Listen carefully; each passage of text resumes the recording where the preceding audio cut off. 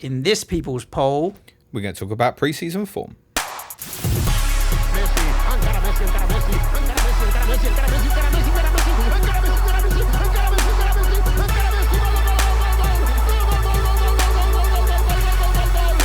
Fantasy Football Show. It's a crap camera. Hello, listeners. Welcome to episode 1 of the People's Poll, our regular Monday show, our new regular Monday show. How are you, James? I'm all right, mate. How you doing? Good. Yes. So this is going to be our regular Monday People's Poll show, where every Sunday night you put out a question on Twitter, and whatever the community votes for, that's what we're going to discuss.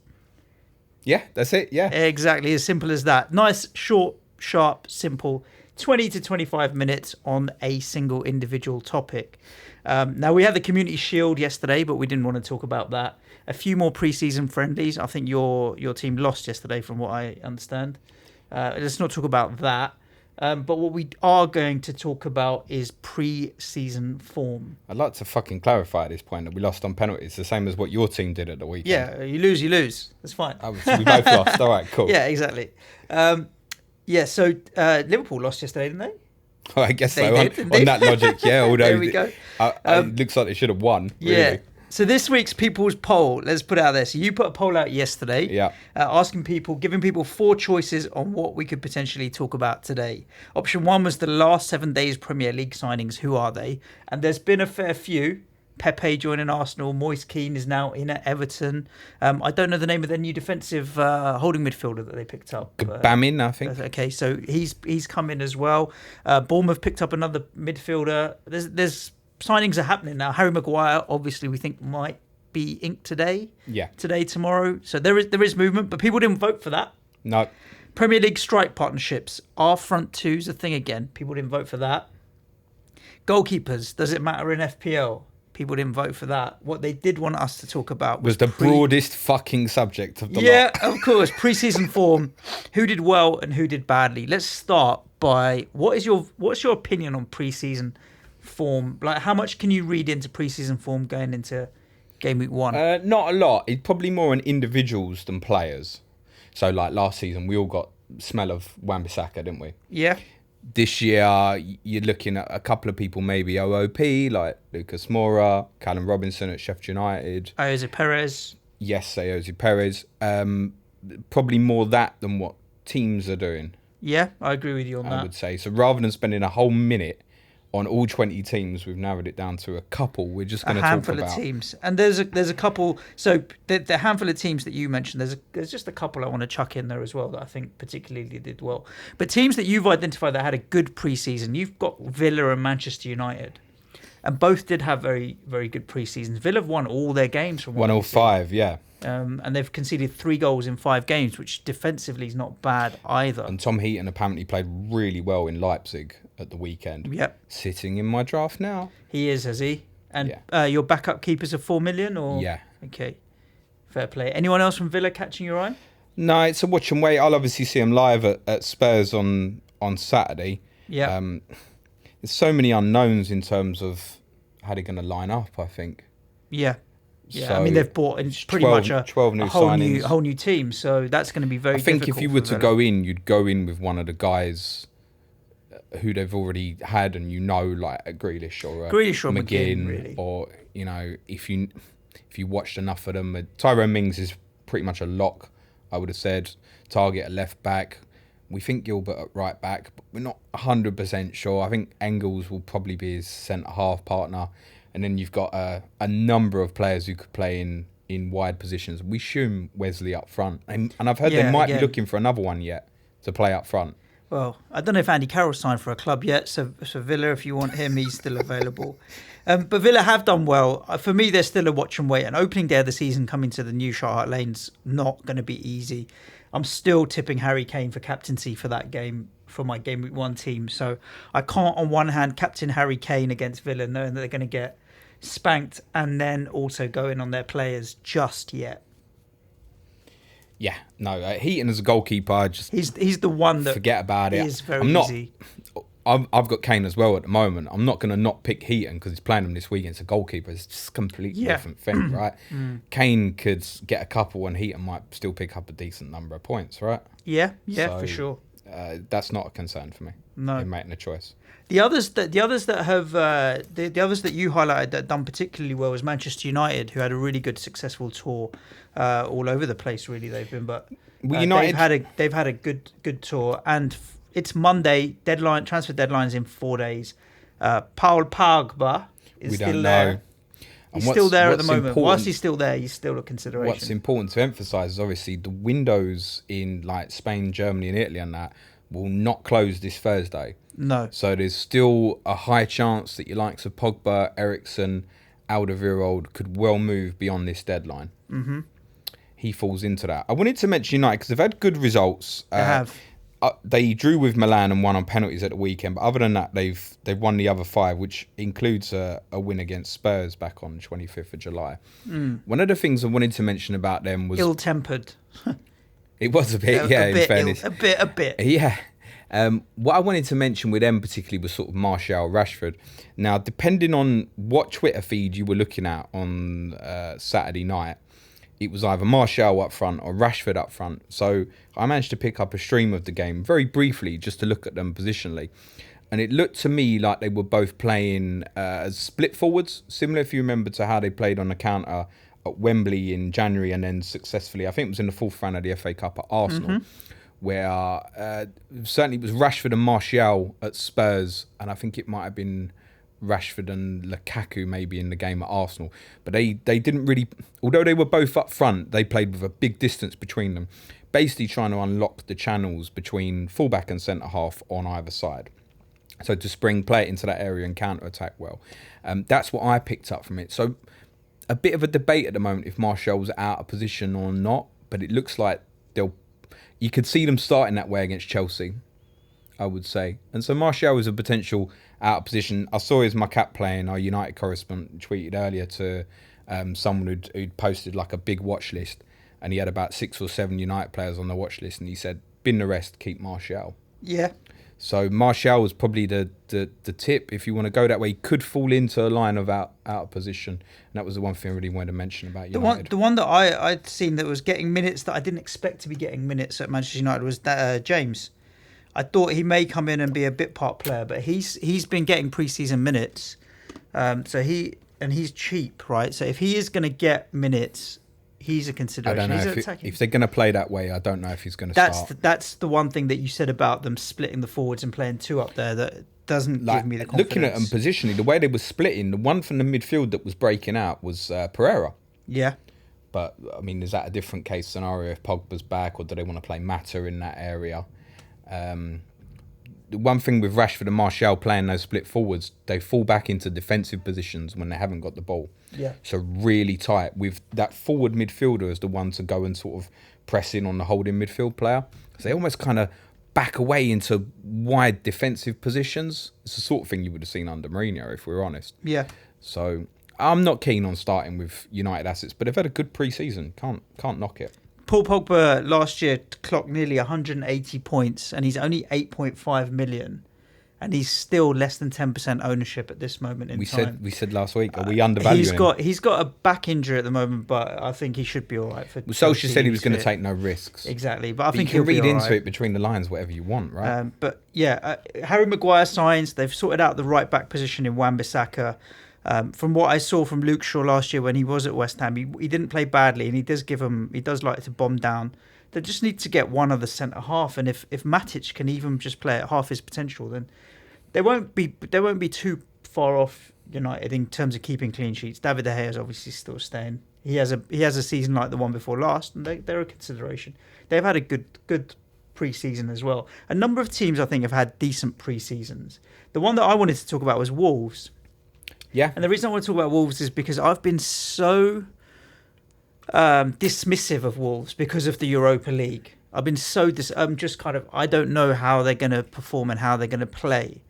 And I hate that Thursday, Sunday. But Jota has been playing all right, and 6.5 million for Jota when he's playing the way he is, and they've had a bit of a running start into the season, even if they haven't got the best opening fixtures, they haven't got the worst opening fixtures. I'm having my head turned by this bastard, you know that? While Wolves have been we alright. are recording live now, literally had a DM come through from Bradley at Parker_Bradley with his predicted 11 for the first game. Now, essentially, it will be exactly what you expected from last year, except he thinks his understanding is Doherty won't make the opening game, and therefore Adama Traore will likely play in the right wing back position. wing-back, the new okay. signings he thinks are probably unlikely to play the first game. Yeah, I mean, they'd have to do some to force their way into that team, but that's the other club that I think. Look, Wolves have bought players this summer as well. We're scared of about the Europa. That's what we're scared of. Yeah, of course. But then the Jota is such a good price at 6.5 million that I don't think I can turn away from it. So at the moment, as it stands, Haller is going to be dropping out from my squad for Jota, and it also gives me an extra $1 million. I'll probably keep the $1 million in the bank, or at least $500,000 of it, so that I can make the move back. I think that's the tops you want to leave in is $1 million, I would say. Yeah. Tops. I'd argue that's too much. Sure. You mentioned one of the clubs that hasn't had an indifferent pre-season is Chelsea, because I think that they've struggled with injuries. I mean, not having Hudson-Odoi, not having Loftus-Cheek, a few players being away at AFCON and all the rest of it hasn't helped their cause at all. But I think they're going to come back as a strong unit. Kante got some minutes at the weekend's important, so that if he's at 80%, he'll play at Old Trafford. Yeah, I highlighted them because they've been the ultimate kind of infrequent. They drew in Ireland against Bohemians, and Lampard out was trending straight away. They had another game in Ireland and won. And they played, I think it was a Japanese team, and lost. Mm-hmm. Then they beat Barcelona. Yep. But more concerning is the last three results. They won 4-3 at Reading, 5-3 at Salzburg, and drew 2-2 at Mönchengladbach. It's concerning. So leaky defence. Well, that's the biggest concern. As we said on the last pod, Ted was tweeting during the Salzburg game saying, like, defensive, it's like optional whether they were going to bother or not. Yeah. And you can look at that and go, yeah, there's goals in that team, but we still really don't know who's starting on Sunday. No. Is Mason Mount going to get a shot at this? Will it be Barkley, who a lot of people have highlighted is going to be, has had a really good pre-season. Pulisic is still there, 7.5 million. Yeah, my expectation is they might kind of revert to type a little bit and play probably Pedro and Pulisic. It looks like Abraham's going to get the nod up front. Yeah. I think it will probably be Barkley in the 10 role with then Jorginho and Kante sitting behind. But we don't know. We really don't know. No, they're definitely a watch and wait. We like you said on a previous show, we'll eventually have one of them. I'm just interested here. I've got the stats in front of me on Pulisic's ownership is at 10% now, which is still relatively low. Anyone below, 15% at the moment you'd consider low? Or maybe 10 is your kind of threshold? You might argue this season at the moment it's 20%. I mean, if you look at Harry Kane's ownership, it is going up by the day. Like quickly, he's up to about 27% ownership now, I think. I can tell you, he's 28.1. It's going up. It's going up rapidly. And it's because a lot of people come in and go, oh, Kane, cheaper, bang. No second thought to whatever they're, probably not looking at pre-season or whatever. So Kane's ownership, I think he's going to end up starting sort of in excess of 30%. I wouldn't be surprised if, come kick-off, Kane's ownership is close to Salah's. That would be very interesting. Salah's at 37 at the moment, and that will be higher. Definitely will be higher by the time the season starts. City, Sterling 29.4. So Kane and Sterling are almost toe-to-toe. We look at all these big guys. When we, on tonight's pod, when we do the differential team, like, there's no premium assets to be had. No, their ownership is all high, except for the guys who we don't really know, like Pepe and stuff like that. Which Chelsea player has higher ownership than Pulisic at 10%? Kante. Is it Kante? No, it's a trick question. There isn't a single Chelsea player other than Pulisic in double-digit ownerships in terms of percentage at the moment. Kante must have. Unless I'm going blind. I think you're going blind. Let's talk about, while I pull that stat up, teams that you think have had a ropey pre-season, one that you're not particularly happy with. Yeah, there's a couple of highlighted. So it's not been a disastrous pre-season, but they had a disastrous final game at the weekend, is Palace. Mm-hmm. So they had a good result a couple of weeks ago. They won 5-0 at Bristol City. Bristol City's have lost a lot of assets from their championship team. They've brought quite a few young players. They've got 3 lads in from Chelsea. So they might well develop further into the championship season. But other than that, some of the results have been kind of shocking. Like, they lost at Forest. They lost at, I assume it was a reserve team, lost at Bromley. I know it was a reserve team, got hammered at Barnet. They drew at Wimbledon. They lost 4-0 at home to Hertha Berlin at the weekend. And with all the Zaha stuff, obviously he's to come back into the team. Yeah, we played Berlin it and just 1-5-3 feels away. A dark cloud at the moment around Palace. I know Mig has been tweeting a few things saying, like, looking at business other clubs are doing. He's like, whether Zaha stays or not, are they going to do anything? No. It's a challenge for Crystal Palace this year. In the other pod that we did, I had Roy Hodgson potentially up there as the first to get sacked if they don't hit the ground running. The one that people have their eye on from Palace, though, is Connor Wickham, isn't it, really? He's had some minutes. Well, yeah, I mean, he's sitting in as my cheapie at the moment, but it looks like if they go with a front two without Zaha starting, it'll probably be Benteke and Jordan Ayew. Yeah. I would take the look on Wickham and go, and this can obviously apply He's to your others. success, isn't he? Well, he's 4.5 million. He doesn't cost anything. Yeah. So even his 1 pointers are value. Yeah. So there we go. And Everton, you had on your list as a team that hadn't done particularly well in pre-season. Their business has been a bit late, really, hasn't it, in terms of the players they bought, other than Gomez that they bought in early. The scary stat on Everton, and obviously they bought Kane, they bought Kambambin, he's not going to be ready for the start of the season, but he's the direct replacement for Idrissa Gueye, basically. Yes. Yeah. The scary stat with Everton is 3 goals scored in 7 pre-season games. Now, they've not been playing mighty opposition. Playing some good sides like Monaco, Werder Bremen, Mainz, Sevilla, but they're not mighty sides. Has Richarlison been getting many minutes? Because he would have come back very late from the... yes, it's true, but I think winning those numbers of and a few people I know have been watching Everton have been a bit concerned and it feel a bit lacklustre. And those new signings might revitalise them. It's a balancing act. You're looking at them going, oh, Jesus Christ, 3 goals in 7 pre-season. That's shocking, it's right? It's rubbish. And matching it up and going, oh, wow, we know about the fixture list for them, right? Yeah. So I think a lot will obviously still go with Dean and a lot will still go with Sigurdsson. But being from a place where probably when prices come out, being fairly certain I was going to go with at least Sigurdsson, and was also flirting with the idea of Calvert-Lewin before they brought the Italian fella in, and now looking at probably starting without. Yeah. Gylfi's still attractive at 8 million, but I'd almost rather have Pogba a little bit more than Sigurdsson, although Sigurdsson scored more points last. There's not a lot in it. Moise Kean is going to be an interesting one. His goal record for the minutes played is ridiculous. It's good. 6 goals in 14. I think of those 14, 9 are substitute appearances. It's very good, but it's an unproven 19-year-old coming into the league. I really think he will displace Calvert-Lewin as the front man up there. He's got the potential to be a top centre forward. It may take him some time. At what price does he automatically come into your team?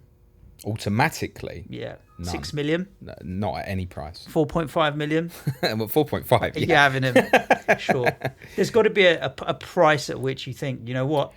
I haven't seen... 5.5 million is the one for me. I haven't seen enough of him, is the honest truth. I think sub 7 million would really get you...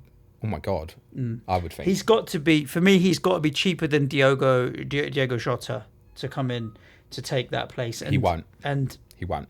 And considerably, like for 500,000, I wouldn't take the risk. But for a full million at 5.5, I would potentially take the risk.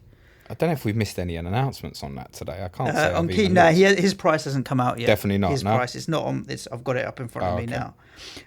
Sigurdsson's less than 15% ownership as we stand. Dean is obviously the big one at 26.2. But there aren't many other differential picks to be had. What's the rules and differentials this year? Less than 10%. Less than 10%. We'll be picking it tonight. It's going to be hard work. Yeah, it will be, but I think there'll also still be some bargains to be had out there. and it could potentially be a really good team because the opening weeks you do get a few outliers potentially racking up. We some said points. previously some of the names that were kind of sub 5% ownership opening day last year, like Sterling, Callum Wilson, Sigurdsson. Seems hard to believe now. Yeah, really. We just don't know, as I said previously, we don't know who those guys are going to be at the moment. If someone like a Trossard at Brighton's going to step up or something, or if people going to rage on to sort of Callum Robinson, if he scores at the weekend as an OOP, you can bet a lot of the people going in that 6 million bracket will go to him. Let's wrap up with a couple of minutes on the Charity Shield yesterday. Good game, good chances to be had. I still am not a Salah owner, and I'm slightly more nervous off the back of yesterday's game being a non-Salah owner. He did have his chances. He had loads. Any other game could have been a hat trick, or less opposition could have been a hat trick. Sterling was going to be downgraded to KDB, but I'm still 50-50 on that. They both played. They both justified a position in any team. 9.5 million for KDB seems much better value than Sterling at 12. But if I'm not going with Salah, that's the fear of then not having Sterling as well. Can't have them all. You still think you're going into game week 1 without Salah and Sterling? Yes. Yeah, I think I'm going to go in with Sterling, but no Salah. And I'm not suggesting that's the route that everybody else should take. It's just the route that I'm taking. Yeah, of course. There's nothing wrong with getting those guys. Like I've said so many times, Salah is a great price. I'm just deciding I'm taking a different route and I'm hammering into the defence. Yep, I'm hammering into defence as well. On that as well, obviously Joe Gomez got the nod yesterday. He did. Dan still thinks it might be Matip. He still thinks that. There's nothing in it between the two of them. That's Matip's played FPL well pre-season. Matip's played well pre-season. So yeah, I don't think it's one of those that anyone can call. I think Dan's, as much as he watches Liverpool more than anyone else, it's going to be you wouldn't be mad at him if you got it wrong, right? No, not at all. So, I don't think exactly. You go for either. I just think it's very, very tight. A lot will now assume that Gomez is in. Yeah. The point is, he's saying he's still not sure. Nah, he doesn't I don't think that it means that Gomez has had the green light at all. All in all, good. It bodes well for the season. If the rest of the season's like it was yesterday, then... Well, I was at Spurs. I didn't watch the game. Did you watch it? I saw the highlights and extended highlights. It looked like there was a lot of chances. It looked like it was quite open and quite fast-paced for a Community Shield game. Yeah. Without having the bite necessarily of a bigger trophy on the line. Without that level of potential nastiness or flying in tackles. People are still wrapping themselves a little bit up in cotton wool and bubble wrap. And I don't think with them two, they're looking to hurt each other, aren't they? Well, true. To their benefit. I don't know about it at this time. I mean, Liverpool have got the games stacking up thick and fast. I'm looking forward to the game against Chelsea, actually, this Super Cup, European Super Cup. Yeah, so that's next Wednesday, isn't it? Yeah. I see Klopp's already been moaning about the pre-season schedule. He did. Well, they've played more games than anybody else, Liverpool, so it's their own fucking fault. Yeah, at the end of the day, they're playing a lot of them for commercial reasons as well. Well, no, they didn't have to play at Tranmere and Bradford City for commercial reasons. Yeah, probably not. No, so they've done that because, I mean, look, it's fair dues, because not many of the other big clubs have gone and played sort of. I mean, Tranmere is very local to them. It's good that they've gone and taken teams there and played them, but you can't play those games and then moan about the amount of travelling you've been doing, going to America and all that. This part of it now. You want all that commercial money, you got to accept that's what it is. Just before we wrap up, just a couple of things I wanted to highlight in terms of, in my opinion, how little you should read into pre-season form. A couple of teams historically are highlight. Yeah. So in 2008, whose results are these? Won 8-0 in Spain, won 4-2 in Spain, drew 1-1 in Spain, again, all against generally lower league sides. This is in 2008. Yeah, beat Norwich 5-1, beat Leyton Orient 5-1, beat Celtic 2-0, beat Dortmund 3-0, beat Roma 5-0. Listeners, any guesses? I have no idea, to be honest, but I'm going to say someone like Derby or something. I don't even know who's in the Premier League that these year. were Spurs' pre-season results in 2008. We battered basically everybody. I was at the Roma game, we won 5-0. If we'd won 10-0, they couldn't have complained. Yeah. Darren Bent scored 13 goals in that pre-season. It's the season that we then went on to take 2 points from 8 games. In the first 8. And it was the best pre-season we'd ever had. Yeah. Flip that another way, Chelsea's results, 2015-16. played 5 games, didn't win 1. And this was on the back of them being champions. Yeah. Mourinho sacked within months. Yeah. The point is, there's a highlight of a team that did really well and still did shit, and there's a team that did really shit and still did shit. Yeah. Don't read too much into it. Yeah, I'm with you on that. I like looking at seeing which players are getting minutes and how teams are set up. Like, I've enjoyed watching Haller, for example, because I can see what he's about and actually getting some real eye test time with that guy. And I like what I see.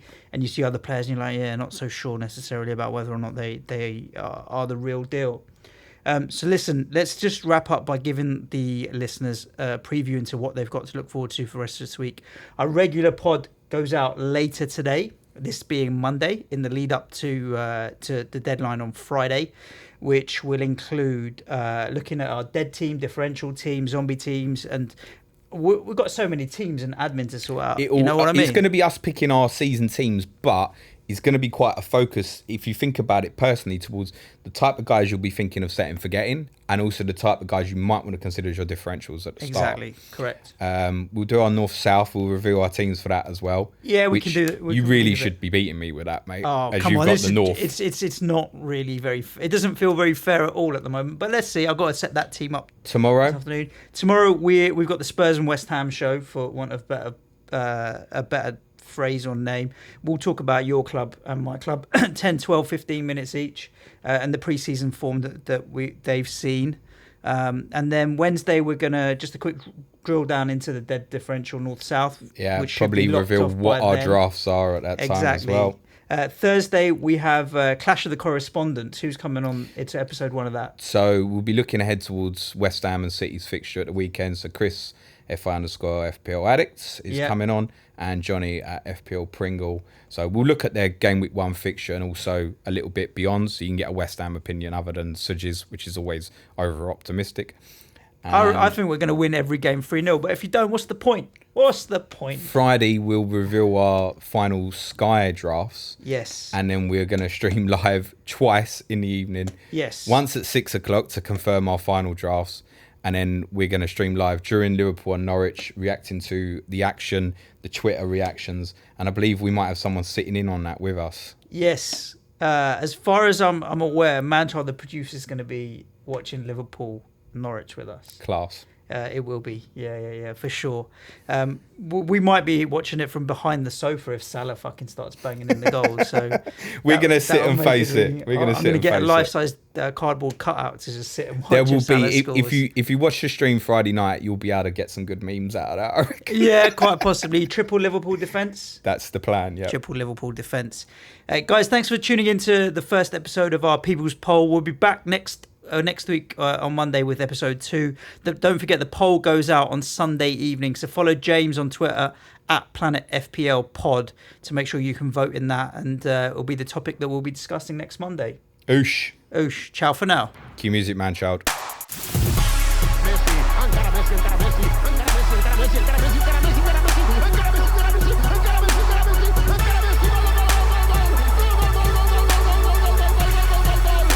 Fantasy Football Show.